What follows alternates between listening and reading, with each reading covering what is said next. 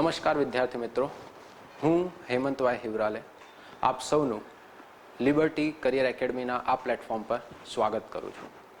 હું આજે આપની સમક્ષ જીપીએસસી દ્વારા ટૂંક સમયમાં લેવાનારી ડીવાયએસઓની જે પરીક્ષા છે, નાયબ મામલતદારની જે પરીક્ષા છે, એના માટે થોડુંક ડિસ્કશન કરવા માટે આવ્યો છું. આ પરીક્ષાના સંદર્ભમાં વાત કરીએ વિદ્યાર્થી મિત્રો તો વિજ્ઞાન અને ટેકનોલોજી આ વિષયનું જ્યારે પણ નામ આવે ત્યારે મેં જોયું છે કે ઘણા વિદ્યાર્થીઓ જે છે આ વિષયથી થોડા ગભરાઈને ભાગતા હોય છે, પણ ખરેખર જોવા જઈએ તો આ વિષયને જો યોગ્ય રીતે તૈયાર કરવામાં આવે વિદ્યાર્થી મિત્રો તો આની અંદર તમે બહુ સારા માર્ક્સ સ્કોર કરી શકો છો. ફક્ત તમારે એની માટે કરવાનું છે શું? તો સૌથી પહેલાં મારી એક અપીલ રહેશે કે સૌથી પહેલાં જઈને આજે જ આપ ડીવાયએસઓનો જે સિલેબસ જે છે એકવાર એને ડાઉનલોડ કરીને જોઈ લો, એટલે તમને ખ્યાલ આવશે કે ક્યાંક ને ક્યાંક આ જે સામાન્ય ડીવાયએસઓની જે પરીક્ષા જે છે એની અંદર વિજ્ઞાન અને ટેકનોલોજીનો જે વિષય જે છે એના સિલેબસને તમે સામાન્ય રીતે કેટલાક અલગ અલગ મુદ્દાઓમાં વહેંચી શકો છો, જેમ કે સ્પેસ ટેકનોલોજી, રાઈટ, જેમ કે તમે એની સામે જોશો તો ICT information communication technology, nano technology, biotechnology, defence and general science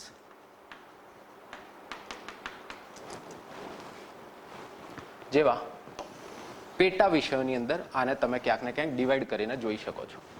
પણ તેમ છતાં હું આપની સામે એક અપીલ કરીશ કે એકવાર આનો સિલેબસને ધ્યાનથી જોઈ લો તો તમને વધુ ખ્યાલ આવશે કે આ વિષયની તૈયારી કઈ રીતે કરવી છે.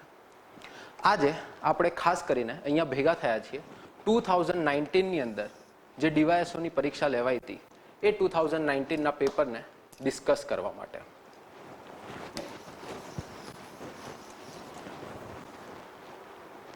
આની અંદર ક્યાંક ને ક્યાંક તમે જોશો તો આ એક પ્રશ્ન આ પરીક્ષામાં આવ્યો હતો. પ્રશ્ન કંઈક આ રીતનો હતો વિદ્યાર્થી મિત્રો કે ક્રાયોજેનિક એન્જિનમાં વપરાતું પ્રોપલેન્ટ ખાલી જગ્યા ધરાવે છે, રાઈટ. હવે જો તમે જુઓ તો ક્યાંક ને ક્યાંક તમને જોવા મળશે કે આ પ્રોપલેન્ટ છે શું? પ્રોપલેન્ટ મીન્સ ક્યાંક ને ક્યાંક આપણે લઈ શકીએ ફ્યુલ, બળતણ. સમજો બેટા, શેના તરીકે લઈશું આપણે એને? બળતણ. હવે તમે જોશો તો કે ભાઈ આ ક્રાયોજેનિક એન્જિન શું છે? What is cryogenic? તો ખરેખર જોવા જઈએ તો ક્રાયોજેનિક એક સ્ટેજ છે. આ એ સ્ટેજ છે જે સ્ટેજની અંદર તમે ક્યાંક ને ક્યાંક કોઈ વાયુને પ્રવાહીમાં પરિવર્તિત કરો છો, એને એટલું ઠંડુ કરી દો છો. આપને ખ્યાલ હશે, રાઈટ, જેમ કે અત્યારે ચોમાસાની સિઝન ચાલી રહી છે, જ્યારે ભેજ વધારે હોય વાતાવરણની અંદર ત્યારે તમે જોશો કે ધારો કે કોઈ પાણીની બોટલ ખૂબ ઠંડી છે અને એને તમે ખુલ્લા વાતાવરણમાં મૂકેલી છે તો એ બોટલની આજુબાજુ થોડી વાર પછી ક્યાંક ને ક્યાંક પ્રવાહી સ્વરૂપે થોડુંક પરસેવા ટાઈપ જોવા મળશે, કે એટલે કે પાણી લાગેલું જોવા મળશે બહારની તરફ, બોટલની બહારની તરફ. કેમ? કેમ કે વાતાવરણની અંદર આજુબાજુ રહેલો ભેજ છે અને આ જે પાણીની બોટલ છે ક્યાંક ને ક્યાંક ખાસી ઠંડી છે, તો એ ઠંડકના કારણે આજુબાજુનો જે વાયુ સ્વરૂપે ભેજ હતો એ પ્રવાહીમાં પરિણમી ગયો. તો વાયુને જ્યારે ખૂબ અતિશય ઠંડો કરવામાં આવે તો એ પ્રવાહીમાં પરિણમે છે. અને તમને અહીંયા જોવા મળશે આ ક્રાયોજેનિક એક સ્ટેજ છે બેટા કે જ્યાં તમે હાઇડ્રોજનને અતિશય ઠંડો કરી દો છો, ઓક્સિજનને અતિશય ઠંડો કરી દો છો, જેથી એ પ્રવાહી સ્વરૂપમાં રૂપાંતરિત થાય છે. અને ખાસ કરીને આ ક્રાયોજેનિક સ્ટેજ એટલે કે આ ક્રાયોજેનિક એન્જિન આપણે વાપરીએ ક્યાં છીએ? તો આને આપણે વાપરીએ છીએ જીએસએલવીમાં,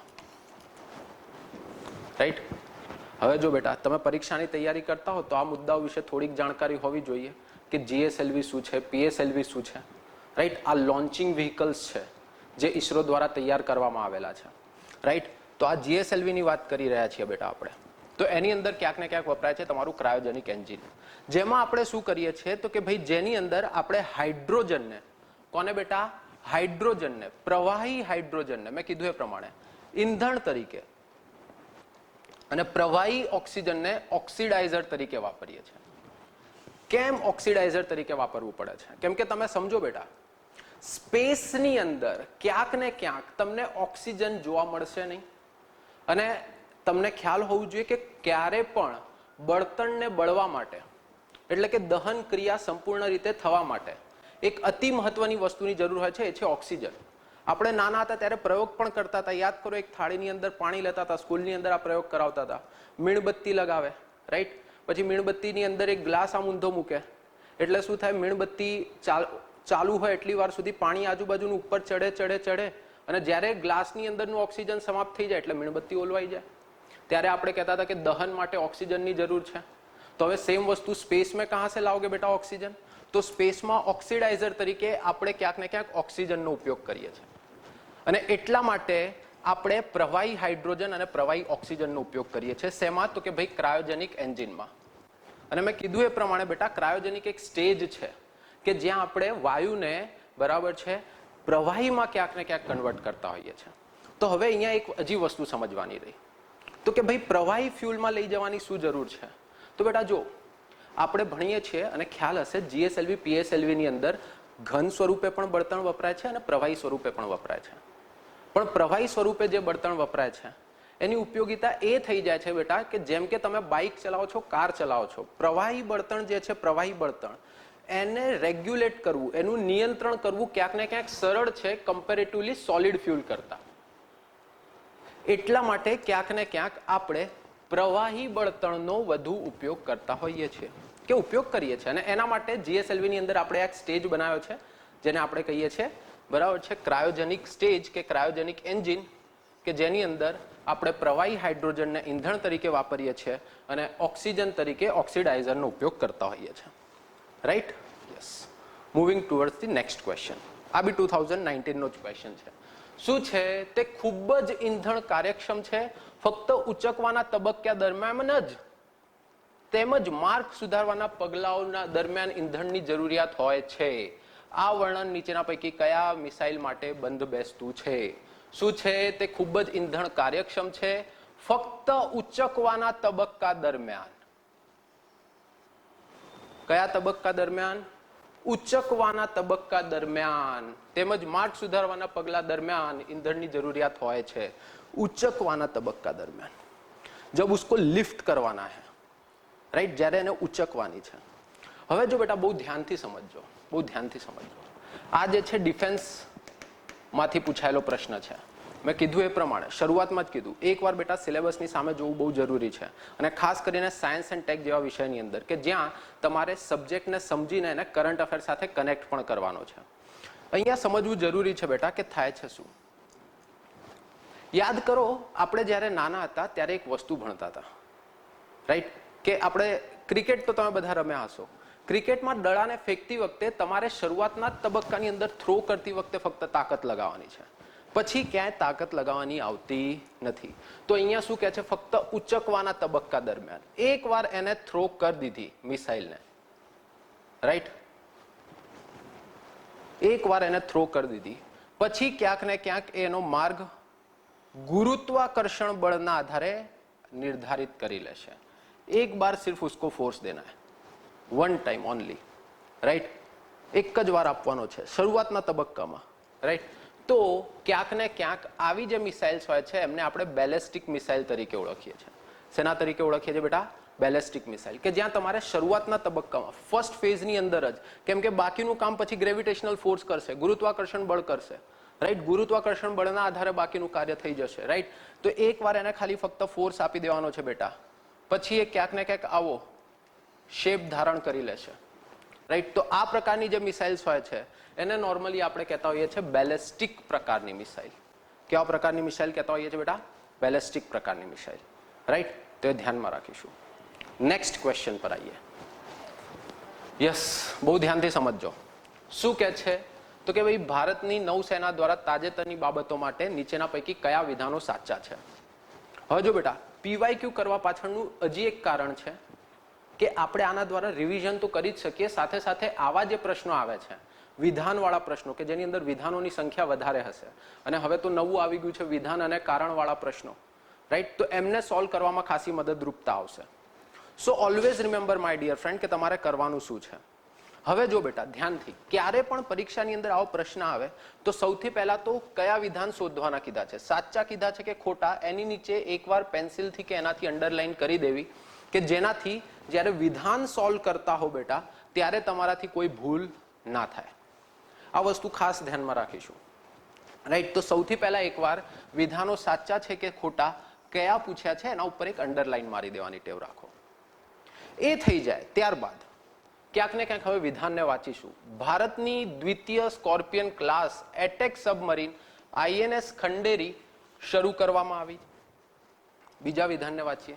પ્રોજેક્ટ 17 આલ્ફા હેઠળ Shivalik class frigate right yes INS Nilgiri શરૂ કરવામાં આવી.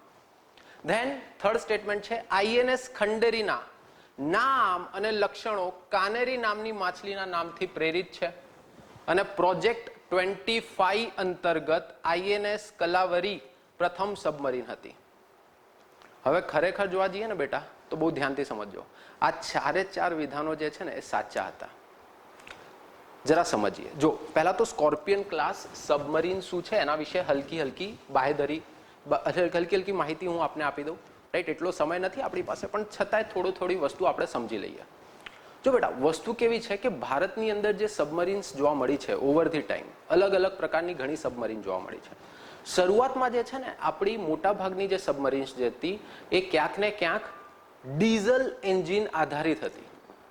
હવે નોર્મલી તમે જોયા હોય તો આજની તારીખમાં ડીઝલ કાર્સ જે છે કે ડીઝલ એન્જિન્સ જે છે એની પણ અવાજની તીવ્રતા ક્યાંક ને ક્યાંક બીજા એન્જિન કરતા થોડીક વધારે જોવા મળશે. કેવી હશે? થોડીક વધારે. અને ડીઝલ એન્જિનની અંદર રહે છે કે અવાજ ક્યાંક ને ક્યાંક થોડોક વધારે થાય છે. અને સમુદ્રની અંદર બેટા આવી જો વસ્તુ અવાજ કરી રહી છે તો સોનાર ટેકનોલોજીના મદદથી ક્યાંક ને ક્યાંક એમને ડિટેક્ટ કરવી, એમને શોધવી થોડીક સરળ થઈ જાય છે. કેવી થઈ જાય બેટા? થોડીક સરળ. રાઈટ. એટલા માટે આપણે ક્યાંક ને ક્યાંક એની અંદર સુધારા વધારા કર્યા. ડીઝલ એન્જિન વધુ અવાજ ન કરે એટલે કે અવાજ ઓછો થાય એના પ્રયત્નો કર્યા. રાઈટ. સાથે સાથે હવે તો ન્યુક્લિયર પાવર્ડ સબમરીન્સ લઈને આવ્યા છીએ કે જેના લીધે અવાજ એકદમ નહિવત જેવો હોય, અવાજ હોય જ નહીં. તો એના સ્ટેલ્થ ટેકનોલોજી તરીકે, એટલે કે સોનાર જલ્દી એને ડિટેક્ટ ના કરી શકે, શોધી ના શકે, સ્ટેલ્થ ટેકનોલોજી બેટા. સ્ટેલ્થ મીન્સ છુપવું. રાઈટ. સંતાઈને અટેક કરી શકે એટલા માટે, જલ્દી પકડાય નહીં એવું. તો ક્યાંક ને ક્યાંક આપણે ધીમે ધીમે નવી સબમરીન્સ વિકસાવવાની શરૂઆત કરી અને એના માટે અલગ અલગ પ્રોજેક્ટ બનાવ્યા. Project 25, project 75. રાઈટ. તો આ બધા પ્રોજેક્ટ જે છે સમયાંતરે આપણે જોયા છે અને આની અંદર અલગ અલગ તબક્કામાં અલગ અલગ વસ્તુ આપણે લઈને આવ્યા. જેમ કે ફ્રિગેટ્સ, જે પ્રોજેક્ટ 17 અંતર્ગત ફ્રિગેટ્સ. રાઈટ. એક ડિસ્ટ્રોયર આવે, ફ્રિગેટ્સ આવે, એરક્રાફ્ટ કેરિયર્સ આવે. રાઈટ. અને આજકાલ તો એરક્રાફ્ટ કેરિયરની અંદર પણ અલગ અલગ ટેકનોલોજી વપરાય છે, સ્ટીમ એન્જિન ટેકનોલોજી. રાઈટ. કે જેના મદદથી ક્યાં તો કે ભાઈ પ્લેનને ટેક ઓફ, રાઈટ, અને ક્યાંક ને ક્યાંક ઉતરવાનું હોય, લેન્ડ કરાવવાનું હોય એના માટેની પણ નવી ટેકનોલોજી આવી ગઈ છે. રાઈટ. તો એ વસ્તુઓ ક્યાંક ને ક્યાંક આપણે સમજવી પડશે બેટા. કોર સબ્જેક્ટને આજના કરંટ અફેર્સ સાથે કનેક્ટ કરતા શીખવું પડશે. અને ક્યાંક ને ક્યાંક જો આની સામે વાત કરીએ તો આમાં તમારો ઉત્તર થઈ જશે એ. રાઈટ. તમામે તમામ વિધાનો તમારા સાચા નીવડે છે. યસ. નેક્સ્ટ ક્વેશ્ચન આવી જઈએ. બહુ ધ્યાનથી સમજીશું. ફરીથી સાચું શોધવાનું છે કે ખોટું? તો કે ભાઈ સાચા વિધાનો શોધવાના છે. બહુ ઇન્ટરેસ્ટિંગ ક્વેશ્ચન હતો કે શું કે છે તો કે ભાઈ IPTV, કયું બેટા? IP, internet protocol TV. Yes. IP ટેલિવિઝનના સંકેતો, ડિજિટલ સંકેતો સિગ્નલમાં બરાબર છે ફેરવે છે અને આ ડિજિટલ સંકેતોને પુનઃ ટેલિવિઝન સંકેતમાં ફેરવે છે. Second, HD TV geostationary satellites મારફતે સક્ષમ થાય છે. રાઈટ. જો બેટા આપણા HD TV geostationary satellite મારફતે, એટલે કે घर पे आपने सपोज कोई डिश लगाया है, डिश टीवी लगाया है, टाटा स्काई लगाया है, कुछ भी क्यों नहीं लगाया, जे लगाયું હોય બેટા, એકવાર તમારા ઘરે આ એન્ટીના લાગી જાય કે પછી ઘરે જે પણ વ્યક્તિ ઇન્સ્ટોલમેન્ટ માટે આવ્યો તો કે વ્યક્તિ આવ્યો ડિશ ટીવીને ઇન્સ્ટોલ કરીને જતો રહ્યો, એકવાર એણે એન્ટીનો સેટ કરી દીધો તો પછી શું એ એન્ટીના બાર ચેન્જ કરના પડતા હે? ઘડીએ પડીએ એન્ટીનો ચેન્જ કરવો પડે છે? ના. એનો મતલબ શું? એનો જે સેટેલાઇટ જે છે એની સામે જે સેટેલાઇટ છે બેટા એ 24 કલાક એની સામે જ રહે છે. અને આવી પરિસ્થિતિ તમને ક્યાં જોવા મળે છે? એ જોવા મળે છે તમને જીઓ સ્ટેશનરી સેટેલાઇટ્સમાં. ક્યાં જોવા મળે છે બેટા? જીઓ સ્ટેશનરી સેટેલાઇટ્સમાં. રાઈટ. તો એ વસ્તુ ધ્યાનમાં રાખીશું. એટલે વિધાન નંબર 2 તમારું સાચું છે. બીજી વસ્તુ, પહેલા વિધાનને જરા સમજીએ તો કે ભાઈ આઈપીટીવી ઇન્ટરનેટ પ્રોટોકોલ ટીવી જે છે તમારા ટેલિવિઝન સંકેતોને ડિજિટલ સંકેતોમાં ફેરવે છે તો કે હા, અને આ ડિजिटलो संकेतों पुनः टेलीविजन संकेतों में फेरवी दे छे तो कि भाई हाँ, यस और नो। अब आता है टीवी के ऊपर आप डायरेक्टली ओटीटी प्लेटफॉर्म देखते हो, डायरेक्टली नेटफ्लिक्स लगाઈને જોઈ લો છો ટીવી ની અંદર, જોઈએ છે કે નથી જોતા બેટા? अमेज़न प्राइम डायरेक्ट लगा के देख लिया, यस, कुछ अलग से कनेक्टिविटी करना पड़ता है, नहीं करना पड़ता, राइट? तो એની અંદર જોવા જઈએ તો એ પણ વિધાન કેવું છે? સાચું છે। તો હવે એ અને બી કેવા છે બેટા? સાચા છે। તો તમે જોવા મળશે કે સી જે છે તમારો સાચો ઉત્તર થાય છે, રાઈટ? યસ, સરસ, આગળ વધીએ। યસ, નીચેના પૈકી કયું વિધાન, કયા વિધાનો સાચા છે કે સાચું છે જરા સમજવાનો પ્રયત્ન કરીએ। શું? તો કે ભાઈ 3D પ્રિન્ટિંગના સ્તરથી, બરાબર છે, શું કહે છે? તો કે ભાઈ 3D પ્રિન્ટિંગના સ્તરથી સ્તર પ્રિન્ટિંગ માટે સ્લાઇસિંગ ઓપરેશન પૂર્વ જરૂરિયાત છે। જોઈતી વસ્તુનું ઉત્પાદન કરવા માટે 4D પ્રિન્ટિંગ સ્માર્ટ મટીરિયલનો ઉપયોગ કરે છે, રાઈટ? 4D પ્રિન્ટિંગ બહુવિધ ઉત્પાદન મલ્ટીપ્લિકેટિવ મેન્યુફેક્ચરિંગ આધારિત છે। જો બેટા આ જે છે ને, જો આપણે ખાલી 3D પ્રિન્ટિંગ 4D પ્રિન્ટિંગ પર વાત કરવા બેસીએ ને તો આરામથી ખાસો સમય નીકળી જશે, ખાસો સમય નીકળી જશે। ઓલમોસ્ટ તમને કહી દઉં તો 3D પ્રિન્ટિંગ અને 4D પ્રિન્ટિંગ માટે જે ટેકનોલોજી વપરાય છે ક્યાંક ને ક્યાંક હેન્ડ ઇન હેન્ડ ચાલે છે, બંને એકબીજાને મળતી જુળતી આવે છે। પણ તમને એક વસ્તુ ખ્યાલ હોવી જોઈએ કે શું છે બેટા, તો કે આ જે 4D પ્રિન્ટિંગ જે છે, રાઈટ, એમાં મલ્ટીપ્લિકેટિવ મેન્યુફેક્ચરિંગ આધારિત હોતી નથી। એટલે કે સ્ટેટમેન્ટ નંબર 3 જે છે એ રોંગ થઈ જાય છે, રાઈટ? સ્ટેટમેન્ટ નંબર 3 કેવું થાય છે બેટા? રોંગ। હવે ઓપ્શન પર આવો। જ્યારે આવા ઓપ્શન્સ જોવા મળે કે જ્યાં કોઈ એક વિધાન તદ્દન ખોટું છે એની તમને જાણકારી મળી ગઈ છે તો ક્યારે પણ એના ઓપ્શન્સ પર તરત પહોંચી જવું અને ચેક કરો કે સ્ટેટમેન્ટ નંબર 3 ક્યાં ક્યાં આપ્યું છે, કેમ કે આને તો તમે કેવું માની લીધું છે? ખોટું માની લીધું છે। તો સ્ટેટમેન્ટ નંબર 3 અહીંયા છે, અહીંયા છે, અહીંયા છે, તો વધે છે શું તમારે? 1 and 2। क्या बचता है बेटा आपका? 1 and 2। तो 1 and 2 ક્યાંક ને ક્યાંક શું થઈ જશે? તમારો આન્સર થઈ જશે બેટા। શું થઈ જશે? આન્સર। इसी को बोलते हैं एलिमिनेशन मेथड। ઘણી વાર પ્રશ્નોને સોલ્વ કરવા માટે તમારે એલિમિનેશન મેથડ થ્રુ જવું પડશે, પણ એની માટે તમને હલકી જાણકારીઓ હોવી બહુ જરૂરી છે બેટા। તમને ખબર હોવી બહુ જરૂરી છે કે ક્યાં કેટલા પ્રશ્નો આવેલા છે, વિધાનમાંથી કયું વિધાન ખોટું છે। ક્યારે પણ જો ખોટું વિધાન પકડાઈ જાય તો સૌથી પહેલું કામ શું કરવાનું બેટા? તો કે ભાઈ ખોટું વિધાન પકડાઈ ગયું છે તો એ જે ઓપ્શનમાં છે એ ઓપ્શનને હટાવી દો, ઉસકો નિકાલ દો, વધ્યું એ તમારો ઉત્તર થઈ જશે, રાઈટ? યસ, આગળ વધીએ। યસ, બહુ ધ્યાનથી સમજીશું બેટા, વેરી ઇમ્પોર્ટન્ટ ક્વેશ્ચન। જો એનર્જી સિક્યોરિટી આ આજની તારીખમાં ભારત માટે સૌથી ઉપયોગી વસ્તુ છે।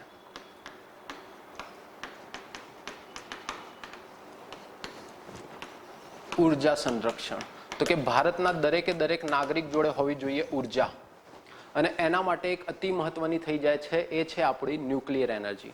તો બેટા આ એનર્જી વાળો જે પોર્શન જે છે આપણો science and techno, over the time આમાંથી પ્રશ્નો ઘણા આવતા હોય છે ને ખાસા સરળ પ્રશ્નો હોય છે। તમને બેઝિક નોલેજ હોય ને તો તમે આરામથી સોલ્વ કરી શકો એ રીતે પ્રશ્નો પૂછવાની ટેવ હોય છે આમને।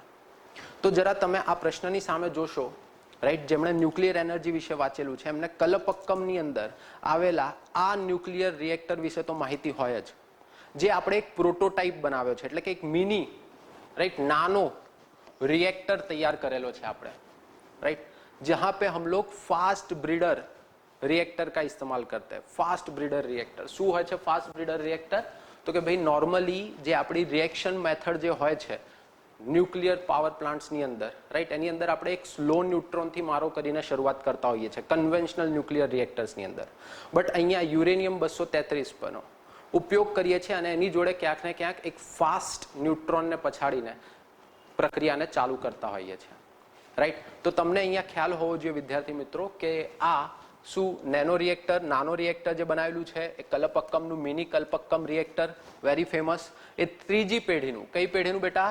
ત્રીજી પેઢીનું, યસ, રાઈટ। એની અંદર આપણે જોઈશું કે આપણે સમયની સાથે જેમણે લેક્ચર્સ અટેન્ડ કર્યા છે સાયન્સ એન્ડ ટેકનોલોજીના એમને ખ્યાલ છે કે ન્યુક્લિયર એનર્જીના જે પાવર પ્લાન્ટ જે છે આપણે એમને 3 તબક્કામાં વેચીને જોયા છે। પ્રથમ તબક્કાની અંદર આપણે ક્યાંક ને ક્યાંક જે કન્વેન્શનલ જૂના રિએક્ટર્સ જે હતા, રાઈટ, બોઇલિંગ વોટર રિએક્ટર, કે અલગ આપણા જે ન્યુક્લિયર રિએક્ટર હતા કે જેમાં સ્લો ન્યુટ્રોનને મારીને પ્રક્રિયા ચાલુ કરવામાં આવતી હતી, એનો ઉપયોગ કર્યો. પછી ધીમે ધીમે આપણે હેવી વોટર રિએક્ટર્સ તરફ વધ્યા, રાઈટ,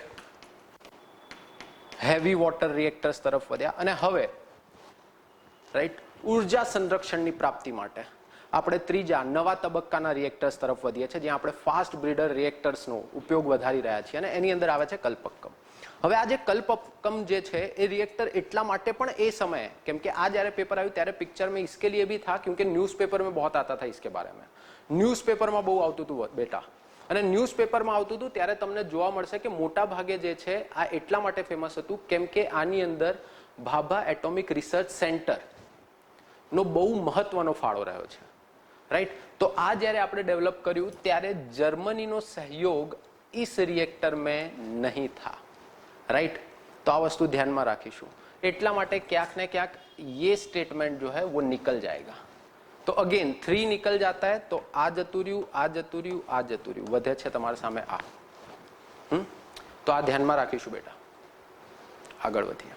યસ, જે પ્રમાણે આપણને ખ્યાલ છે બેટા કે ટૂંક સમયની અંદર ડીવાયએસઓ જે છે ડીવાયએસઓની પરીક્ષા લેવાવાની છે, અને આજે જ્યારે અમારો વિડીયો લેક્ચર રેકોર્ડ થઈ રહ્યો છે ત્યાર સુધી તો ફોર્મ ભરવાની તારીખ પણ તિથિ પણ સમાપ્ત થઈ ગઈ છે. તો જે વિદ્યાર્થી મિત્રોએ ડીવાયએસઓના નાયબ મામલતદારની પરીક્ષાના ફોર્મ ભર્યા છે અને ઈચ્છે છે કે ટૂંક સમયમાં આવનારી આ પરીક્ષાની અંદર બહુ સારી રીતે પરફોર્મ કરે, રાઈટ, તો એ લોકો અમારા લિબર્ટી કરિયર એકેડમી સાથે સંકળાઈ શકે છે. અહીંયા તમને બહુ સારામાં સારી ફેકલ્ટીની ટીમ મળશે, એક સારું ગાઈડન્સ મળશે, અને આ બધી પરીક્ષામાં ઓવર ધી ટાઈમ મેં જોયું છે ત્યાર સુધી કે વિદ્યાર્થીઓને એક સારું ગાઈડન્સ મળે તો આ પરીક્ષાની અંદર બહુ સરસ રીતે પરફોર્મ કરી શકે છે, રાઈટ. તો એ માટે આપ સૌને હું આવકારું છું કે એકવાર તો બી લિબર્ટી કરિયર એકેડમીના આ પ્લેટફોર્મ પર મુલાકાત લો, જેથી તમને ખ્યાલ આવે કે પરીક્ષાની તૈયારી કઈ રીતે કરવી, રાઈટ. તો આગળ વધીએ. 2019ના જ પેપરની ડિસ્કશનને આગળ વધારીએ આપણે. યસ, ઈંધણ સેલ, ફ્યુલ સેલ બહુ ઇમ્પોર્ટન્ટ છે બેટા, બહુ ધ્યાનથી સમજીશું. અગેન જો બેટા આની અંદર વાત કરીએ ફ્યુલ સેલની, તો આ જે સેલ જે છે ને ફ્યુલ સેલ, એનો સૌથી પહેલી વાર ઉપયોગ જે છે ને નાસા દ્વારા કરવામાં આવ્યો હતો. नासा ने सबसे पहली बार इसका यूज किया था अपने सैटेलाइट के अंदर, પોતાના સેટેલાઇટની અંદર. અને આ જે છે ફ્યુલ સેલ્સ એ 2019ની પરીક્ષા વખતે ફેમસ હતા કેમ કે કરંટ અફેરમાં બહુ ચાલતા હતા એ સમયે. છે શું ફ્યુલ સેલ? તો જો ચર્ચા કરીએ, પહેલી વસ્તુ તો સમજી લો, આ જે છે ને આ કન્વેન્શનલ વેમાં, એટલે કે પારંપરિક પદ્ધતિથી કે જૂની કોઈ પદ્ધતિ કે જ્યાં બળતણ બળતું હોય અને પછી એનર્જી ઉત્પન્ન થતી હોય એવી રીતે એનર્જી ઉત્પન્ન નથી કરી રહ્યું, એ રીતે ઉર્જા ઉત્પન્ન નથી કરતું. આ જે છે ક્યાંક ને ક્યાંક રાસાયણિક પ્રક્રિયાઓ દ્વારા વીજળી ઉત્પન્ન કરે છે. શેના દ્વારા? રાસાયણિક પ્રક્રિયા દ્વારા. શેના દ્વારા ઉત્પન્ન કરે છે વીજળીને બેટા? રાસાયણિક પ્રક્રિયા દ્વારા, રાઈટ. તો તે રાસાયણિક પ્રક્રિયા દ્વારા વીજળીને ઉત્પન્ન કરે. રાસાયણિક પ્રક્રિયા દ્વારા કરે છે તો દહનનો તો કોઈ સવાલ જ નથી આવતો, રાઈટ. સેકન્ડ વસ્તુ, રાસાયણિક પ્રક્રિયામાં વાપરે છે શું? તો કે ભાઈ ફ્યુલ હાઇડ્રોજન વાપરે છે, તો કે ભાઈ હા. ઓક્સિજન એની જોડે હોય છે, તો કે ભાઈ હા હોય છે. અને એનો જ ઉપયોગ કરીને વીજળી પાણી અને ગરમીમાં ફેરવે છે, તો કે હા ભાઈ ફેરવે છે, રાઈટ. યસ, यही उसका प्रोसीजर है. આ જ એની ક્યાંક ને ક્યાંક પ્રક્રિયા છે. તો આ વસ્તુ ધ્યાનમાં રાખીશું. તો કે શું? તો કે ભાઈ ફ્યુલ સેલ, રાઈટ, ના સંદર્ભમાં આ બંને વિધાનો ક્યાંક ને ક્યાંક સાચા નીવડે છે આપના, રાઈટ. તે વસ્તુ ધ્યાનમાં રાખીશું. આગળ વધીએ બેટા. યસ, શું કહે છે? તો નીચેના પૈકી કયા વિધાનો સાચા છે જરા શોધો. શું કહે છે? નીચેના પૈકી કયા વિધાનો સાચા છે એમને શોધવાની વાત કરે છે. તો જરા સમજીએ, બહુ ધ્યાનથી સમજીએ બેટા. પહેલું જ સેન્ટેન્સ શું કહે છે? તો કે ભાઈ વર્ચ્યુઅલ મેમરી એ હાર્ડ ડ્રાઈવમાં રહેલી સ્પેસ છે કે જ્યાં ઓપરેટિંગ સિસ્ટમ જ્યારે તેની મેમરી ભરાઈ જાય ત્યારે ત્યાં ડેટા સ્ટોર કરે છે. સેકન્ડ, રેમ માંથી ડેટા મેળવવો એ વર્ચ્યુઅલ મેમરીમાંથી ડેટા મેળવવા કરતા ધીમી પ્રક્રિયા છે, રાઈટ. થર્ડ સ્ટેટમેન્ટ, તો કે ભાઈ શું છે? તો કે ભાઈ જો કમ્પ્યુટર મેમરી બાઉન્ડ હોય તો તેમાં વધુ રેમ ઉમેરવાથી સમસ્યાનું નિરાકરણ થતું નથી. અને ચોથું એવું લખ્યું છે ઉપરોક્ત તમામ. જરા એક એક કરીને આપણે 3 સ્ટેટમેન્ટને સમજીએ.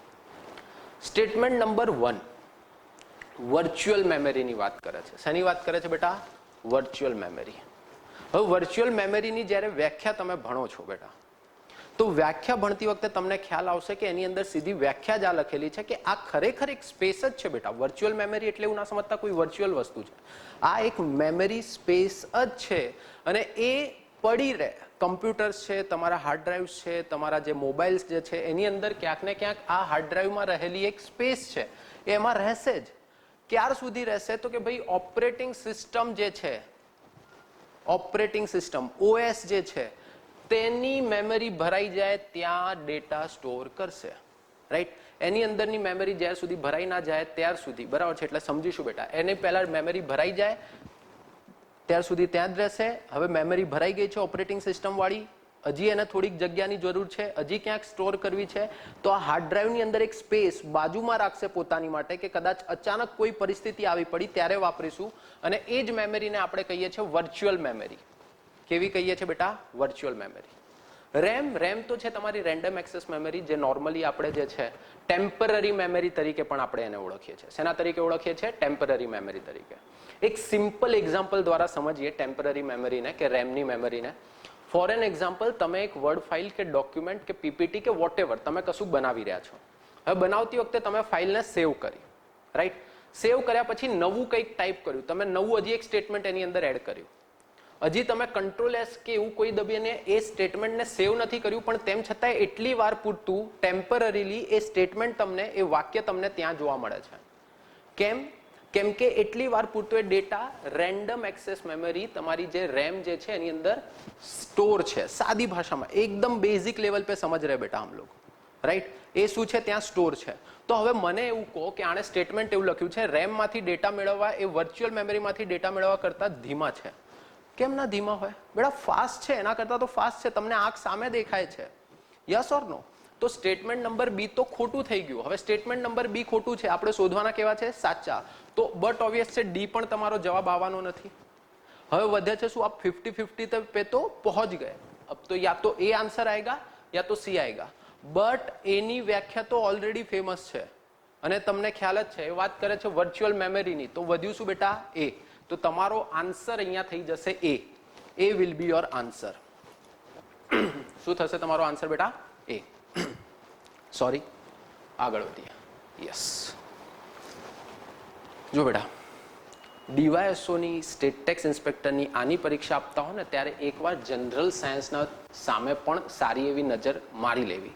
ખાસ કરીને જો હું તમને કહું તો જીવ વિજ્ઞાન તરફ. કેમ કે ઓન એન એવરેજ અલગ અલગ પરીક્ષાની અંદર તમને જીવન વિજ્ઞાનના જે છે, જીવ વિજ્ઞાનના પ્રશ્નો જે છે એ બહુ વધારે જોવા મળે છે, રાઈટ? અને એ તમારે ધ્યાનમાં રાખવાના છે. અહીંયા પ્રશ્ન આવેલો છે, માનવ રક્તમાં RH फैक्टर, राइट? जैसे आप बोलते हो ना A positive, B negative, yes और नो, राइट? तो आ तो चलो बाजूમાં રાખો, પણ આ જે બતાવે છે ને એ બધા RH ફેક્ટર્સને નિર્ધારિત કરે છે, RH ફેક્ટર માટે બતાવવામાં આવે છે. તો સમજીશું RH ફેક્ટર જે છે, RH ફેક્ટર એ શું છે? What is RH factor? બહુ ધ્યાનથી બેટા. તો કે 4 સ્ટેટમેન્ટ આપેલા છે. તો કે ભાઈ સ્ટેટમેન્ટ શું છે? તો પહેલું સ્ટેટમેન્ટ છે રક્ત કણોની સપાટી પરના એન્ટીજન છે. શું છે? એન્ટીજન. રક્તના જામવાની ક્રિયા માટે જવાબદાર એન્ઝાઇમ છે. રક્ત કણોની સપાટી પર એન્ટીબોડી છે. અને ડી છે ઉપરોક્ત તમામ. ઉપરોક્ત તમામ. હવે જો વિદ્યાર્થી મિત્રો, એકદમ સિમ્પલ લેંગ્વેજમાં બોલું તો, રાઈટ? હવે ખરેખર RH ફેક્ટરની વ્યાખ્યા છે તો કે ભાઈ એ એન્ટીજન છે. પણ કેવો એન્ટીજન છે? તો કે ભાઈ રક્ત કણોની સપાટી પરનો એન્ટીજન છે. ક્યાંનો છે બેટા? રક્ત કણોની સપાટી પરનો એન્ટીજન, રાઈટ? એને આપણે કહેતા હોઈએ છીએ RH ફેક્ટર. શું બોલતા હોઈએ છીએ આપણે એને બેટા? RH factor. તો અહીંયા તમારો જવાબ થશે એ.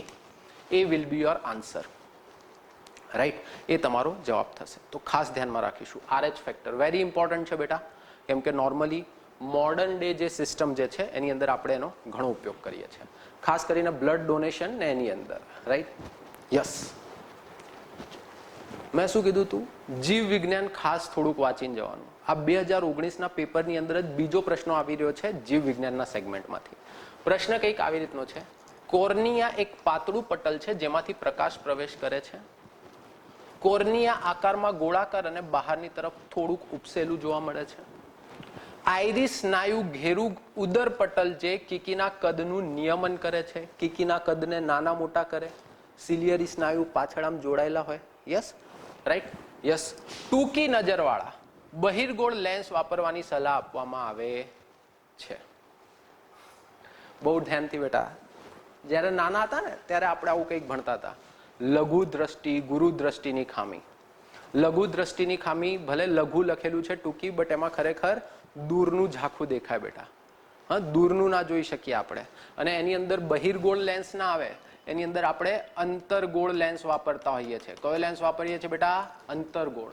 તો સ્ટેટમેન્ટ નંબર 4 જે છે, આ જે છે એ તદ્દન ખોટું થઈ જશે અને આપણે શોધવાનું કેવું છે? સાચું. તો સ્ટેટમેન્ટ નંબર અગર 4 રોંગ है तो इसको निकाल डालो, इसको निकाल डालो. આ બંનેને નીકાળી દો. રાઈટ, આ બંને સ્ટેટમેન્ટ ગયા. હવે વધે છે બી અને ડી. હવે બી અને ડી ની સામે જરા ધ્યાનથી જોઈએ. હવે બી અને ડી ની સામે જ્યારે ધ્યાનથી જોશો તો તમને ખ્યાલ આવશે સ્ટેટમેન્ટ નંબર 2 અને 3 બંનેની અંદર આપેલા છે. એટલે ક્યાંક ને ક્યાંક એ તો બંને સાચા જ છે અને જોઈએ તો ખરેખર સાચા છે કે કોર્નિયા આકારમાં ગોળાકાર છે અને બહારની તરફ સહેજ ઉપસેલા છે. યસ છે, રાઈટ. આઈરિસ સ્નાયુ જે છે ઉદરપટલ એટલે કે તમારા આંખની કીકી જે છે એના કદનું નિયમન કરે છે. યસ, કરશે. નાની મોટી, રાઈટ, જેટલો પ્રકાશ આવે છે એના સંદર્ભમાં એ પોતાને સાઈઝને નાની મોટી કરશે. અને સ્ટેટમેન્ટ નંબર 1 ને ધ્યાનથી વાંચીએ તો કે ભાઈ કોર્નિયા એક પાતળું પટલ છે જેમાંથી પ્રકાશ પ્રવેશ કરે છે. યસ, સ્ટેટમેન્ટ નંબર 1 भी રાઈટ है. તો અહીંયા ક્યાંક ને ક્યાંક જવાબ થશે તમારો બી. શું થશે બેટા? જવાબ બી. હંમેશા ધ્યાનમાં રાખવું, બને ત્યાર સુધી સૌથી પહેલા જો ખોટું સ્ટેટમેન્ટ શોધાઈ ગયું છે બેટા તો ઓપ્શન્સ જે એલિમિનેટ થતા હોય, જે ઓપ્શન્સ બહાર નીકાળી જતા હોય એમની ઉપર ચોકડી માર દો કે લાઈન મારી દો. રાઈટ, તો તમને ખ્યાલ આવશે કે હવે મારો જવાબ જે છે આમાંથી. બટ એની માટે તમારે આ ધ્યાન રાખવું પડશે સૌથી પહેલા કે શું તમે ખરેખર ખોટું વાક્ય શોધ્યું છે કે નહીં. यस, आगे बढ़ते हैं और एक स्टेटमेंट पे आ जाते हैं. બહુ સરસ પ્રશ્ન હતો, બહુ સરસ. ધ્યાનથી સમજીએ. શું કહે છે તો કે ભાઈ બ્લુ-રે ડિસ્ક અને જે આપણી ઓપ્ટિકલ ડિસ્ક નું નવું સ્વરૂપ તરીકે જે પ્રચલિત થયું છે, રાઈટ, તે પરંપરાગત ડીવીડી થી કઈ રીતે અલગ પડે છે? પ્રશ્નને ધ્યાનથી ફરીથી વાંચજો બેટા. અહીંયાથી આપણે 2 ટોપિક હજી કવર કરી શકીએ જો ઈચ્છીએ તો. રાઈટ, તમારે સમજવું પડશે કે તમે જે પીવાયક્યુ કરો છો એમાંથી જે ટોપિક્સ મળે છે એની ડેપ્થમાં જઈને થોડુંક હજી વાંચો, એની ડેપ્થમાં જાઓ, એને થોડુંક હજી રીડ કરો એટલે તમને હજી નવી વસ્તુ જાણવા મળશે, હજી નવી વસ્તુ સમજવા મળશે. યસ, તો બહુ ધ્યાનથી સમજીશું. શું છે તો કે ભાઈ બ્લુ-રે ડિસ્ક તરીકે ઓળખાતું ઓપ્ટિકલ ડિસ્કનું નવું સ્વરૂપ પ્રચલિત થઈ રહ્યું છે તે પરંપરાગત ડીવીડી થી કઈ રીતે અલગ પડે છે? પરંપરાગત ડીવીડી થી કઈ રીતે અલગ પડે છે જરા ધ્યાનથી સમજીએ. Statement number 1, DVD standard definition વિડીયોને સપોર્ટ કરે છે. યસ, જ્યારે આપણી આ જે બ્લુ-રે ડિસ્ક જે છે એ હાઈ ડેફિનેશન વિડીયોને સપોર્ટ કરે છે. ઓકે, ચલો સ્ટેટમેન્ટ નંબર 1 પઢા. સ્ટેટમેન્ટ નંબર 2 ને પઢીએ. ડીવીડીની સરખામણીમાં બીડી બ્લુ-રે ડિસ્ક જે છે એ અનેક ગણી સ્ટોરેજ ક્ષમતા ધરાવે છે. Okay, very good. Statement number 3 ને વાંચીએ. બહુ ધ્યાનથી સમજજો, હજી ચર્ચા કરીએ છીએ આપણે. બીડીની જાડાઈ 2.4 mm જ્યારે ડીવીડીની જાડાઈ 1.2 mm છે. બડા સાચું કહું ને તો જાડાઈ સાથે બંનેને બહુ કઈ નિસ્બત છે બી નહીં. હા, તો થશે શું અહીંયા? સ્ટેટમેન્ટ નંબર 3 જે છે ને એ તરત ખોટું પડી જશે. કેવું થશે? Statement number 2 wrong. Statement number 3 જે છે ને એ રોંગ થઈ જશે, ખોટું થઈ જશે. તો સ્ટેટમેન્ટ નंबर 3 रोंग, गया गया गया. आंसर आपका सिर्फ ये बचा, ओनली बी लेफ्ट. राइट, तो 1 एंड 2 જે છે તમારા જવાબ થશે. જરા સમજીએ શું છે તો કે ભાઈ બ્લુ-રે ડિસ્ક. શું છે બ્લુ-રે ડિસ્ક? તો કે ભાઈ એ ઓપ્ટિકલ ડિસ્કનું નવું સ્વરૂપ છે. ઓપ્ટિકલ ડિસ્ક, ઓપ્ટિકલ આ શબ્દ આજકાલ બહુ ફેમસ થયો છે. ઓપ્ટિકલ ડિસ્ક, જેમ કે ઓપ્ટિકલ ફાઈબર,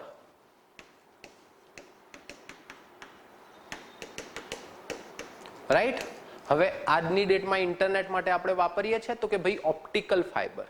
ધ્યાનમાં રાખીશું જ્યારે પણ ઓપ્ટિકલ આ શબ્દો વપરાય એટલે તમારે સમજી લેવું બેટા ક્યાંક ને ક્યાંક ત્યાં માહિતીના આદાન પ્રદાન માટે એટલે કે ડેટાને સંગ્રહવા માટે કે ડેટાને પ્રક્ષેપિત કરવા માટે, ડેટાને આપવા માટે, ડેટાને સંગ્રહવા માટે ઓપ્ટિક્સ એટલે કે પ્રકાશનો ઉપયોગ થશે. એ એલઈડી ના ફોર્મમાં હોઈ શકે, લેઝરના ફોર્મમાં હોઈ શકે, કોઈ પણ. બટ ઓપ્ટિક વર્ડ આવ્યો છે એનો મતલબ તમારે સમજી લેવું કે ત્યાં પ્રકાશના સંદર્ભમાં વાત થઈ રહી છે. જેમ કે એક ઉદાહરણ તરીકે લઈએ ઓપ્ટિકલ ફાઇબર્સને. તો ઓપ્ટિકલ ફાઇબર્સ આજની તારીખમાં આપણે વાપરીએ છીએ હાઈ સ્પીડ ઇન્ટરનેટ માટે. હવે હાઈ સ્પીડ ઇન્ટરનેટ માટે આપણે વાપરીએ છીએ ઓપ્ટિકલ ફાઇબર્સ. યસ, તો ઘણી બધી જગ્યાએ ઉપયોગમાં લઈ શકાય બટ આપણી માટે વધારે ફેમસ છે આ કે મેં ઘરે ફાઇબર નેટ લખાયું છે. યસ, આ આજની તારીખમાં યંગસ્ટર્સમાં બોલાતો સૌથી કોમન શબ્દ છે કે ફાઇબર નેટ લખાયું છે કે યાર સ્પીડ સારી મળે છે, આમ થાય છે, તેમ થાય છે. યસ, તો છે શું? તો કે આની અંદર યાદ કરો નાના હતા ત્યારે આપણે એક વસ્તુ ભણતા હતા, સંપૂર્ણ આંતરિક પરાવર્તન. યસ ઓર નો? તો ક્યાંક ને ક્યાંક સંપૂર્ણ આંતરિક પરાવર્તનનો નિયમનો ઉપયોગ કરીને અહીંયા માહિતીને એક જગ્યાએથી બીજી જગ્યાએ પ્રક્ષેપિત કરવામાં આવશે, મોકલવામાં આવશે. અને એના માટે વપરાશે તમારા ઓપ્ટિકલ ફાઇબર્સ. શું વપરાશે બેટા? ઓપ્ટિકલ ફાઇબર્સ વપરાશે. રાઈટ. તો ઓપ્ટિક્સ અહીંયા ધ્યાનથી તો કે ભાઈ ઓપ્ટિકલ ડિસ્ક છે તો કે હા ભાઈ છે, બરાબર છે. તો જરા એના સંદર્ભમાં જોઈ લઈએ તો ડીવીડી ની અંદર સ્ટાન્ડર્ડ ડેફિનેશન વિડીયો હયસ. ડીવીડી થોડીક જૂની ટેકનોલોજી હતી, એની અંદર સ્ટાન્ડર્ડ ડેફિનેશન વિડીયો આવતા હતા, બરાબર છે. બ્લુરે ની અંદર યસ, બ્લુરે જ્યારે નવું આવ્યું હતું અમે લોકો, મને યાદ છે કોલેજની અંદર હતા બેટા, ત્યારે હાઈ ડેફિનેશન વિડીયોઝ એની અંદર, રાઈટ, મૂવીઝ હાઈ ડેફિનેશન ની અંદર આવતી હતી, રાઈટ, બહુ મજા આવતી હતી. ડીવીડી ની સરખામણીમાં બીડીની તો બટ ઓબ્વિયસ છે બેટા સ્ટોરેજ ક્ષમતા વધી જ હતી અને સ્ટોરેજ ક્ષમતા વધારવા માટે જ આપણે આ નવી ટેકનોલોજી લઈને આવ્યા હતા ઓપ્ટિકલ ડિસ્કની, બ્લુરે ડિસ્કની. યસ ઓર નો? તો ધ્યાનમાં રાખીશું અહીંયા સ્ટેટમેન્ટ નંબર 1 એન્ડ 2 જે છે તમારા રાઈટ થશે, કરેક્ટ થશે. રાઈટ? Yes, nice. આગળ વધીએ. યસ, અગેન હા, નાના હતા ત્યારે સ્કૂલની અંદર ભણતા હતા બેટા આવા પ્રશ્નો અને એમાંથી એકાદ બે આવી જાય છે. જો આ પરીક્ષાની અંદર મજા જ આ છે, આ પરીક્ષા જે છે ને તમને પાસ થવાનો સંપૂર્ણપણે મોકો આપશે બેટા, સંપૂર્ણ મોકો આપશે. તમારે શોધવાનો છે, તમારે આ ઓપોર્ચ્યુનિટીઝ ગ્રેબ કરવાની છે. રાઈટ. તો સમજીએ આ પ્રશ્નોને શું કહેવા માંગે છે. તો કે ભાઈ ટ્રાફિક સિગ્નલ અને ચેતવણી દર્શક લાઇટમાં, બરાબર છે, રંગ વર્ણપટલમાં લાલ હોય છે, લાલ રંગનો ઉપયોગ થાય છે. રેડ કલર કા ઇસ્તેમાલ હોતા है. क्यों? કેમ થાય છે લાલ રંગનો ઉપયોગ? જરા સમજવાનો પ્રયત્ન કરીએ બેટા. જો બહુ ધ્યાનથી, ઇવન તમને ખ્યાલ હોવો જોઈએ રેડ રંગ જે છે ને એ દૂરથી દેખાઈ આવશે, દૂરથી દેખાશે. એવું કહેવાય કે વેવલેન્થ બહુ લાંબી છે, દૂર છે, બટ એનું પ્રકિરણ, બરાબર છે, એટલે કે સ્કેટરિંગ જે છે, પ્રકિરણન જે છે એ સૌથી ઓછું હોય. ઇવન તમે જ્યારે રેમ્બો મેઘધનુષને પણ યાદ કરો તો એની અંદર લાલને સૌથી છેલ્લે રાખો છો બેટા. યસ ઓર નો? સબસે આખિર મેં રખતે હો. ક્યું? કેમકે એનું પ્રકિરણ જે છે એ સૌથી ઓછું હોય. કેવું હોય? પ્રકિરણ સૌથી ઓછું હોય અને એના લીધે જ વેવલેન્થ દૂરથી પણ એ રંગ આપણને દેખાઈ જાય છે. રાઈટ. તો ધ્યાનમાં રાખીશું તો કે ભાઈ શું છે, વર્ણક્રમમાં લાલ રંગની લાઇટનું પ્રકિરણ સૌથી ઓછું છે. લેસ સ્કેટરિંગ હોતી है, સ્કેટર સબસે કમ હોતી है. રાઈટ. આપણે નાના હતા ત્યારે આવું કંઈક ભણતા હતા, પ્રિઝમ, અહીંયાથી પ્રકાશ જાય, અહીંયાથી 7 રંગો, જાની વાલી પીનારા. યસ ઓર નો? એની અંદર પણ લાલને સૌથી છેલ્લે રાખતા હતા આપણે, રાતો કરીને પછી કે આને જ કે લાલ જ કહેવાય. યસ ઓર નો બેટા? રાઈટ. યાદ કરતા જાઓ આ બધી વસ્તુઓ અને પરીક્ષા સાથે કનેક્ટ કરતા જાઓ, બહુ સરળ થઈ જશે. આગળ વધીએ. યસ, હવે જો આવા પ્રશ્નો પણ રહેશે. આ પ્રશ્નો જે છે ને, આવા પ્રકારના અમુક પ્રશ્નો એકાદ બે દરેક વિષયની અંદર જોવા મળશે, જે બેઝિકલી આપણે ક્યાંક ને ક્યાંક કહી શકીએ કે તમારી આંખ સામેથી નીકળ્યા હોય, તમે વાંચ્યા હોય, તમે ગોખ્યા હોય તો 100% એની અંદર ટીક માર્ક કરી શકો. રાઈટ. પણ બાકી મારું પર્સનલી એવું માનવું છે કે આવા જે પ્રશ્નો જે છે ને આ અમુક વાર દોધારી તલવાર જેવા થઈ જાય. ખબર છે તો સાચું જ પડે, ના ખબર હોય તો 100% ખોટું જ પડે. એટલે બહુ વિચારીને આવા પ્રશ્નોને ટીક માર્ક કરવા. રાઈટ. તો કે ભાઈ જો શું છે, માણેક, રૂબી અને નીલમ, રાઈટ, એ રાસાયણિક રીતે ખાલી જગ્યા તરીકે ઓળખાય છે, પણ નોર્મલી આપણે એલ્યુમિનિયમ ઓક્સાઇડ્સના પ્રકારો તરીકે પણ આમને ઓળખતા હોઈએ છીએ. રાઈટ. તો એ ધ્યાનમાં રાખીશું. યસ, આવી જઈએ નેક્સ્ટ સવાલ પર. શું કે છે, નીચેના પૈકી કયા વિધાનો સાચા છે કે સાચું છે? રાઈટ. બહુ ધ્યાનથી સમજીશું કે કયા વિધાનો બેટા સાચા છે, ખોટા છે. તો જરા ધ્યાનથી સમજતા જઈએ શું કહેવા માંગે છે અહીંયા. પ્લાસ્ટર ઓફ પેરિસને પાણી સાથે ભેળવતા કડક થઈ જાય છે અને પ્લાસ્ટર ઓફ પેરિસને પાણી સાથે ભેળવતા તે જીપ્સમમાં ફેરાય છે. રાઈટ, જીપ્સમમાં ફેરવાઈ જાય છે. માફ કરજો મિત્રો. રાઈટ, યસ, થોડા સ્લીપ ઓફ ટંગ હો ગયા. યસ. તો અહીંયા બેટા આ બંને સ્ટેટમેન્ટ જે છે એ તમારા સાચા થશે. दोनों स्टेटमेंट कैसे हो जाएगी बेटा?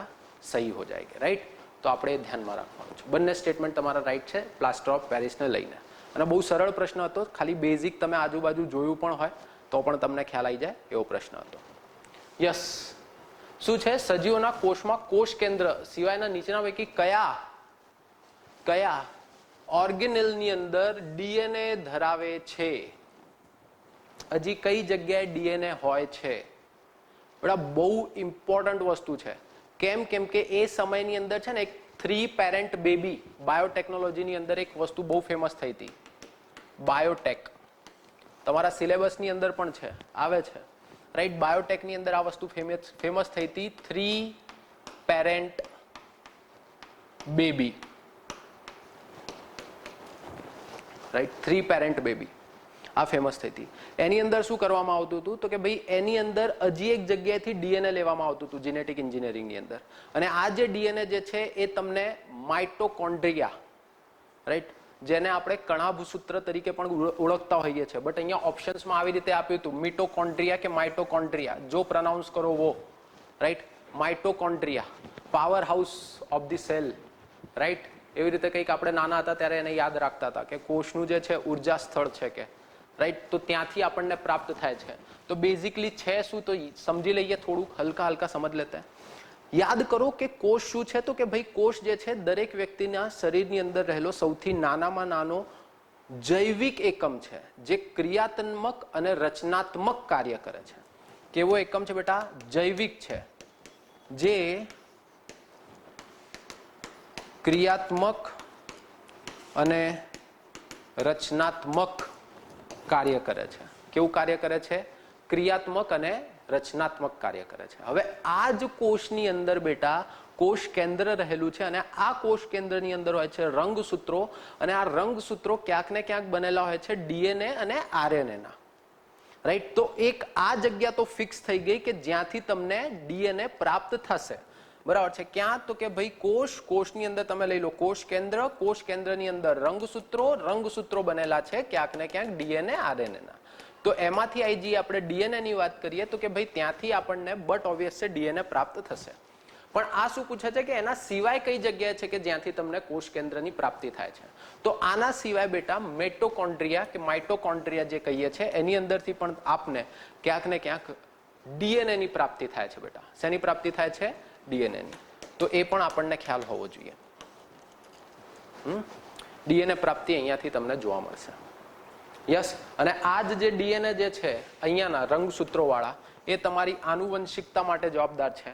એની અંદર બધી જ ઇન્ફોર્મેશન છે તમારા શરીરની. રાઈટ, મારા વાળનો રંગ કેવો હોવો જોઈએ, રાઈટ, મારી સ્કિન કલર કેવો હોવો જોઈએ, આ તમામ ઇન્ફોર્મેશન જે છે આ ડીએનએ ની અંદર સ્ટોર હોય છે.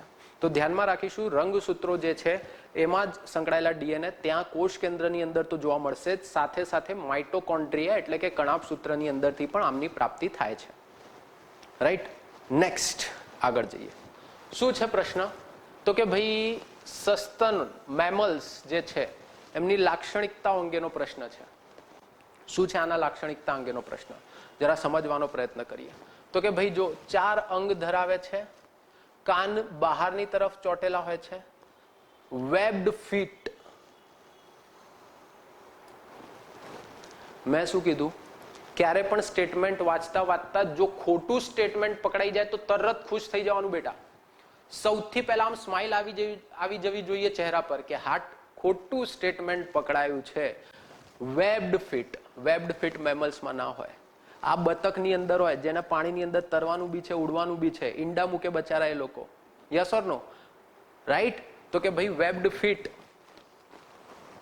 રાઈટ, જાળેદાર પગ જે છે ને પગ એમની વચ્ચે અહીંયા જોઈન્ટ્સ જોવા મળશે. આ જોઈન્ટ્સ આવે અહીંયા. રાઈટ, પૂરી આમ સ્કિન જોડાયેલી હોય એટલે તરતી વખતે આમ પગ કરે ને તો એમને ઈઝી થઈ જાય. રાઈટ, એ તો જોવા મળશે નહીં. તો સ્ટેટમેન્ટ નંબર 3 જ્યાં જોવા મળે ને એમને કાઢતા જાઓ બહાર. અહીંયા જોવા મળે છે સ્ટેટમેન્ટ નંબર 3 તો કે ભાઈ હા જોવા મળે છે. અહીંયા જોવા મળે છે તો કે ભાઈ હા જોવા મળે છે. અહીંયા સ્ટેટમેન્ટ નંબર 3 જોવા મળે છે તો કે ભાઈ જોવા મળે છે. અને મારે શોધવાના કેવા હતા બેટા? સાચા જ શોધવાના કીધા છે મને, રાઈટ? તો પછી મારો જવાબ શું વધશે? આ રહ્યો. હવે કમ્પેર કરીને જોઈ લો, બરાબર છે? પોતાની જોડે જ કરીને જોઈ લો, કઈ વાંધો નથી, રાઈટ? તો કે ભાઈ લીમ્સ તો કે હા. કાન બહાર તરફ ચોટેલા છે તો કે ભાઈ હા ચોટેલા છે, રાઈટ? યસ ઓર નો? એના પર તો આ ચશ્મા લટકેલા છે. શરીર પર વાળ અથવા રૂવાટી જોવા મળે છે તો કે ભાઈ હા જોવા મળે છે. યસ ઓર નો બેટા? રાઈટ? તો ધ્યાનમાં રાખીશું ક્યાંક ને ક્યાંક બી વિલ બી યોર આન્સર. હંમેશા જો ખોટું સ્ટેટમેન્ટ પકડાઈ જાય એટલે ખુશીની લહેર દોડી જવી જોઈએ ચહેરા પર. यस, नेक्स्ट क्वेश्चन अगेन देखो, आया बायोलॉजी में से क्वेश्चन. जनरल साइंस નું બેટા બહુ મહત્વ છે. તમને નાનો ટોપિક છે, થોડુંક તમે વાંચી લેશો ને તો એમાંથી સારા એવા ક્વેશ્ચન્સ તમારા સોલ્વ થઈ જશે. પ્રશ્ન સમજો, વાઇટામિન્સ પર છે, વિટામિન્સ પર છે સવાલ. શું છે? તો કે ભાઈ નીચેના પૈકી કઈ જોડ સાચી છે? જરા જોઈએ કે કઈ જોડ આપણી સાચી બને છે. તો કે ભાઈ વિટામિન B1 થાઇમિન છે, વિટામિન B13 कोबालमीन, हाँ कोबालामीन, नहीं नहीं नहीं नहीं, ये तो B12 होना चाहिए था. आ तो B12 હોવું જોઈતું હતું. યસ, અહીંયા જ મેં પકડી લીધી ખોટી જોડ. શું પકડી લીધી બેટા? ખોટી જોડ. મારે શોધવાની કેવી છે? સાચી જોડ. કેવી શોધવાની છે બેટા? સાચી જોડ. તો સ્ટેટમેન્ટ નંબર 2 ક્યાં ક્યાં છે? જરા કાઢો તો એમને બહાર. Statement number 2, statement number 2, statement number 2. Yes, તો વધ્યો શું તમારો જવાબ બેટા? એ. રાઈટ? બહુ ધ્યાનથી સમજીશું બેટા, બહુ ધ્યાનથી. બાકી B12 હા એ સાચું છે. Riboflavin, yes it is right, right.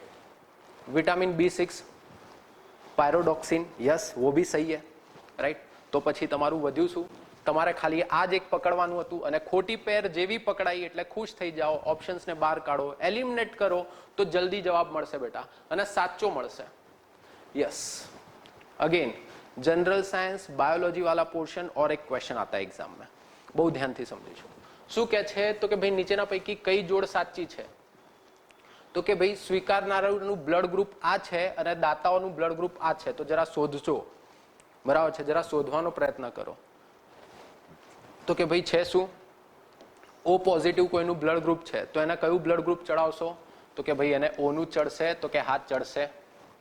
AB છે, AB પોઝિટિવ છે પાછો, તો એને કયું ચડાવશો? તો કે ભાઈ એને AB પોઝિટિવ ચડાઈશું, AB નેગેટિવ ચડાઈશું, B પોઝિટિવ ચડાઈ શકીએ, B નેગેટિવ ચડાઈ શકીએ, રાઈટ?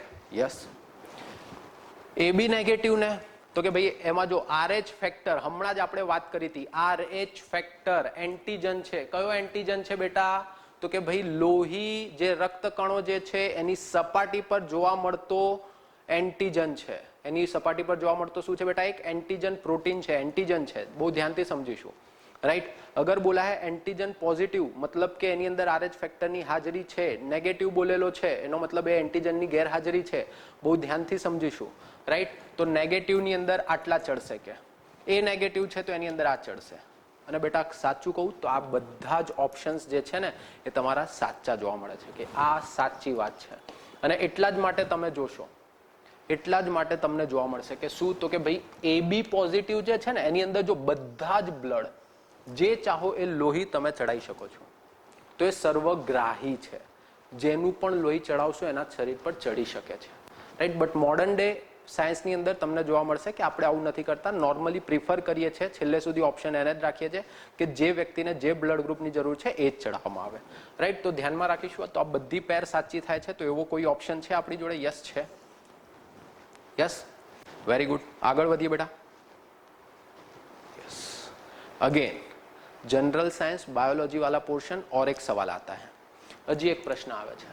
अहींया हवे प्रश्न आवे छे अंतस्त्राव पर. सेना पर आवे छे बेटा? अंतस्त्राव पर, होर्मोन्स पर, के कया होर्मोनનું કાર્ય શું છે જરા સમજીએ. यस, तो કે ભાઈ એડ્રીનાલિન, બરાબર છે? તો કે ભાઈ ગુસ્સો, ભય, જોખમ. એસ્ટ્રોજન, તો કે ભાઈ એસ્ટ્રોજન જોવા મળે છે માદાઓમાં. કોનામાં જોવા મળશે એસ્ટ્રોજન? માદાઓમાં જોવા મળે છે. ઇન્સ્યુલિન, તો યસ ઇન્સ્યુલિન ગ્લુકોઝ સાથે સંકળાયેલું છે. જેમ કે આપણા શરીરની અંદર એક અતિ મહત્વની ગ્રંથિ રહેલી છે, આપણે જેને પેનક્રિયાસ, સ્વાદુપિંડ આવા નામથી ઓળખીએ છીએ. આ ઉત્પન્ન કરશે ઇન્સ્યુલિન. ઇન્સ્યુલિનનું કામ જ છે કે શરીરમાં જે પણ આપણે ખોરાક લઈએ ગ્લુકોઝ જે છે એને ગ્લાયકોજનમાં પરિવર્તિત કરીને આપશે બેટા, ગ્લુકોઝને, રાઈટ. હવે એટલે એનો મતલબ શું, ગ્લુકોઝ જ્યારે વપરાય નથી રહ્યું ત્યારે ગ્લાયકોજનમાં પરિવર્તિત થઈ જાય છે. જો કોઈના શરીરની અંદર ઇન્સ્યુલિનની માત્રા ઘટે તો એના શરીરનું જે ગ્લુકોઝ જે છે ગ્લાયકોજનમાં પરિણમશે નહીં, અને એ જો પરિણમશે નહીં તો શરીરની અંદર ગ્લુકોઝનું માત્રણ વધી જશે. શરીરની અંદર જો ગ્લુકોઝનું માત્રણ વધી જશે બેટા એનો મતલબ શું, તો કે ભાઈ ડાયાબિટીસ થશે. યસ ઓર નો? તો હવે જરા બે અટેચ કરી લીધી છે તો આપણે એના પરથી આગળ વધીએ, કનેક્ટ કરીને જોઈએ. કઈ રીતે કનેક્ટ કરશો તો જુઓ, टू के अंदर सी लग रहा है तो बे ની અંદર સી લાગતા હોય એવા ઓપ્શન આ બંને જ છે તો બાકીના બે કાઢી નાખો. 3 ની અંદર ડી લાગતું હોય એવું ક્યાં છે, તો કે ભાઈ 2 ની અંદર સી, 3 ની અંદર ડી લાગે છે તો કે ભાઈ લાગે છે. હવે જરા કનેક્ટ કરીને જોઈ લો. એડ્રીનાલિન ગુસ્સો, ભય, જોખમ, યસ સાચું જ છે, રાઈટ. ફોરોમોન્સ શેની માટે, તો કે ભાઈ ગંધ ભાવ દ્વારા સાથીને આકર્ષિત કરવા માટે, તો કે ભાઈ યસ એ બી સાચું છે. તો તમારો આન્સર આ થઈ જશે, રાઈટ. સમજતા, સોરી, તમારો આન્સર આ થઈ જશે. 2 માં સી, 3 માં ડી, 3 ની અંદર ડી, ફોર્મોન્સ તમારા ગંધ અને ભાવ, અને એડ્રીનાલિન એ ગુસ્સા માટે. તો એ કયું વધે છે તમારું, આ જ આવે છે. यस और नो बेटा, राइट. समझ में आ रहा है, कंफर्म, लॉक कर दिया जाए. Yes, very good. આગળ વધીએ. માનવમાં સામાન્ય રીતે શુક્રાણુ અંડકોષોનું ફલન, राइट, फलित क्या करे છે, तो बेटा ये फेलोपिन ट्यूब में होता है. क्या होता है बेटा, फेलोपिन ट्यूब में. अगेन जनरल साइंस वाला पोर्शन, राइट. એમાંથી પણ બાયોલોજીનો વિભાગ અને એમાંથી આવે છે હજી એક પ્રશ્ન. આ ત્યારે એટલા માટે પણ ફેમસ થયું હતું કેમ કે આઈવીએફ ટેકનોલોજીને લઈને ઘણા પ્રશ્નો પરીક્ષાની અંદર આવતા હોય છે. જો આઈવીએફ વાળો જે સિલેબસની અંદર પોર્શન જે છે ને બેટા એ તમારો બાયોટેકમાં ખાસ જોવા મળશે. ક્યાં જોવા મળશે બેટા, બાયોટેક. અને સાથે સાથે તમને ખ્યાલ હોય તો એના પરથી કરંટ અફેર હજી એક વસ્તુ કનેક્ટ થતી હતી જ્યારે આ પેપર આવ્યું હતું એક્ઝામમાં, એ સમયની વાત કરું છું, that was surrogacy mother, right. તો આ ક્યાંક ને ક્યાંક તમારો જે કોર સબ્જેક્ટ છે, મેઇન સબ્જેક્ટ જે છે તમારો, એને જ્યાર સુધી બેટા તમે કરંટ અફેર સાથે કનેક્ટ નહીં કરો ત્યાર સુધી થોડીક તકલીફ પડશે, રાઈટ. એ સમય આ ચાલતું હતું તો એના આધારિત આ સવાલ આવી ગયો, રાઈટ. આપણને નોર્મલી લાગે કે આ સવાલ એટલા માટે છે કેમ કે જનરલ સાયન્સનો પોર્શન છે, બટ એવું નથી. એ સમયની અંદર આ બધી વસ્તુ કરંટ અફેરની અંદર ખાસી ચાલતી હતી, રાઈટ. તો આ વસ્તુ ધ્યાનમાં રાખીશું. આગળ વધીએ બેટા. યસ, બહુ સરસ પ્રશ્ન છે ડેન્ગ્યુનો. સવાલ કંઈક આવો છે, અગેન જરા સમજીએ. ડેન્ગ્યુ તાવ બ્રેક બોર્ન ફીવર તરીકે પણ ઓળખવામાં આવે છે. તે 4 અલગ જાતના વાયરસને કારણે થાય છે. ડેન્ગ્યુ અને ઝીકા બંને ચેપ એડિસ ઇજિપ્તી મચ્છર દ્વારા થાય છે. અને પછી ઇન્ક્યુબેશન પીરિયડ પર સવાલ છે. શેના પર સવાલ છે બેટા, ઇન્ક્યુબેશન પીરિયડ પર. જરા ધ્યાનથી સમજીએ, બહુ ધ્યાનથી. પહેલી વસ્તુ તો સમજી લઈએ, બ્રેક બોર્ન, જે આ તમને અહીંયા લખેલો છે ને, બ્રેક બોર્ન ફીવર. આ નોર્મલી જે ટ્રોપિકલ, સબ ટ્રોપિકલ, ઉષ્ણકટિબંધીય વિસ્તારોના જે મચ્છરોના લીધે થતી બીમારીઓ માટે એક વપરાતો શબ્દ છે. હવે જો ઘણી વાયરલ બીમારી જે છે ને, વાયરસ બીમારી, જો એટલું આપણને ખ્યાલ છે કે ડેન્ગ્યુ જે છે એ વાયરસથી થતી બીમારી છે, રાઈટ. હવે આમાં છે શું બેટા કે ઘણી વાયરલ બીમારી જે છે ને ડાયરેક્ટ એ વાયરસ તમારા કે મારા શરીરમાં ના ઘૂસી શકે, કે મારા શરીરની અંદર એને કડીરૂપ અમારા બંને વચ્ચે કનેક્શન થવા માટે કોઈક એક વસ્તુ જોઈએ વચ્ચે, અને એને આપણે કહીએ છીએ વેક્ટર. શું કહીએ છીએ આપણે એને, વેક્ટર. વેક્ટર એક મચ્છર છે કે જે શું કરશે તો કે એ વાયરસને મારા શરીરની અંદર એન્ટ્રી કરાવવામાં મદદ કરશે. અને ક્યાંક ને ક્યાંક ડેન્ગ્યુ જે છે વેક્ટર પ્રેરિત બીમારી છે વાયરલ બીમારી પણ કહેવાશે કેવી, વેક્ટર પ્રેરિત, કે વચ્ચે એક કડીરૂપ એક મચ્છર જોઈશે કે એ જ્યારે મારા શરીરને કરડશે, કે મને જ્યારે ડંખ મારશે ત્યારે જ એ વાયરસ મારા શરીરની અંદર એન્ટ્રી કરી શકશે, રાઈટ. તો અહીંયા ક્યાંક ને ક્યાંક ધ્યાનમાં રાખીશું તો કે ભાઈ છે શું, તો કે બ્રેક બોર્ન ફીવર છે તો કે ભાઈ હા મચ્છરથી થાય છે. ખાસ કરીને ક્યાં તો કે ભાઈ ભારતના બી એ જ પ્રદેશો થોડાક ગરમ, થોડાક સબ ટ્રોપિકલ, ટ્રોપિકલ ટાઈપ કન્ડિશન જોવા મળે છે એવા પ્રદેશોની અંદર, તો કે યસ, હા આ બી સાચું છે. વાયરસના કારણે, હા યસ. ડેન્ગ્યુ અને ઝીકા બંને માટે વેક્ટર જરૂરી છે બેટા, એમને એમ નહીં થાય. ઝીકા વાયરસ છે આની માટે બંને માટે વેક્ટર જરૂરી છે, તો એ ધ્યાનમાં રાખીશું. તો યસ છે આ વેક્ટર તરીકે, અને આ જ વ્યક્તિ કામ કરીને આપશે. ઇન્ક્યુબેશન પીરિયડને લઈને અહીંયા સવાલ ઉભો થાય છે. હવે ઇન્ક્યુબેશન પીરિયડ જે છે એ સમય છે કે જેની અંદર એ સંપૂર્ણપણે આપણા શરીર પર પ્રક્રિયા કરી લે છે વાયરસ, કે ભાઈ બીમાર કરવાનું છે કે શું કરવાનું છે, બરાબર છે, તાવ લાવવાનો છે, આપણને ખ્યાલ હોય તો ત્રાક કણો પ્લેટલેટ્સ એને ઘટાડવાને છે, એ પ્રક્રિયા આખી કમ્પ્લીટ કરી લે છે. જે નોર્મલી આ જે આપ્યું હતું ને બેટા એની અંદર એ હતું, કેમ કે નોર્મલી 5 થી 7 દિવસનો આનો ઇન્ક્યુબેશન પીરિયડ જોવા મળે છે. તો આ જે સ્ટેટમેન્ટ જે છે ને એ ખોટું હતું, રાઈટ. ડેન્ગ્યુ સાંભળીને આપણે ખુશ થઈ જઈએ, બટ પ્રશ્ન જે રીતે પૂછ્યો હતો ને 2019માં, ક્યાંક ને ક્યાંક આ પ્રશ્નને હું જો કહીએ તો થોડીક મીડિયમ ટુ ડિફિકલ્ટ વાળી શ્રેણીમાં નાખીશ, કે જો તમે સારું એવું વાંચન કર્યું હોય ને ત્યારે સોલ્વ કરી શકો એવો પ્રશ્ન હતો, રાઈટ. આમ જોવા જઈએ ને તો એકદમ ઇઝી પણ નહોતો કે એકદમ ડિફિકલ્ટ પણ નહોતો, બટ મીડિયમ ટુ ડિફિકલ્ટ. તમે 50-50 સુધી પહોંચી જાઓ કે 2 ઓપ્શન એલિમિનેટ કરી નાખો, 2 જ ઓપ્શન તમારી સામે વધ્યા હોય એવી પરિસ્થિતિ સુધી તમે પહોંચી જાઓ બેટા, એવો પ્રશ્ન હતો. બટ જો તો આમાં થાય છે શું, જેમને ઇન્ક્યુબેશન પીરિયડ વિશે જો કદાચ ખ્યાલ હતો એ સમય, એમની માટે આ પ્રશ્ન પરીક્ષામાં સહેલો થઈ ગયો હતો. તો કે ભાઈ ઇન્ક્યુબેશન પીરિયડના હિસાબે જોઈએ તો આ 3 નીકળી જાય છે. તો વધે છે શું આપની સામે? ડી. શું વધે છે બેટા? ડી વધશે ખાલી, રાઈટ. તો એ આપણે ધ્યાનમાં રાખીશું. યસ. નેક્સ્ટ સવાલ શું છે? તો કે ભાઈ વિશ્વનો સૌથી મોટો ટ્રાન્સપોર્ટ, યસ, કોનોટોરિએટ. કોનોટોરિએટ એક ત્યારે બહુ ફેમસ થયો હતો, રાઈટ. અલગ અલગ નામે પ્રોનાઉન્સિએશન જોવા મળશે તમને આના, રાઈટ. તો આ જે છે જાપાને ત્યારે લોન્ચ કરાવડાવ્યું હતું, જાપાનની કંપનીઓ દ્વારા આને પ્રક્ષેપિત કર્યો હતો, રાઈટ. તે વસ્તુ ધ્યાનમાં રાખીશું બેટા. તો યસ, તો આ મારી તરફથી આપની માટે ડીવાયએસઓની જે પ્રિલિમ્સ લેવાઈ હતી 2019ની એના કેટલાક પ્રશ્નો હતા જેના વિશે આપણે ચર્ચા કરી. વિદ્યાર્થી મિત્રો, હું આપને જણાવવા માંગુ છું કે લિબર્ટી કરિયર એકેડમી જે છે એનું આ જે પરિવાર જે છે એ આપ સૌને આવનારી ડીવાયએસઓ પરીક્ષા માટે, બરાબર છે, ક્યાંક ને ક્યાંક બેસ્ટ ઓફ લક કહે છે. અને આમાંથી કેટલાય વિદ્યાર્થી મિત્રો કે જે ભવિષ્યમાં ડીવાયએસઓ નાયબ મામલતદાર જેવી પરીક્ષા પાસ કરવા માંગે છે, તો એ બધા માટે પણ અમારા લિબર્ટી કરિયર એકેડમીના દરવાજા હંમેશા માટે ઓપન છે. આની સાથે હું આજનો લેક્ચર સમાપ્ત કરું છું. જય હિન્દ, જય ભારત.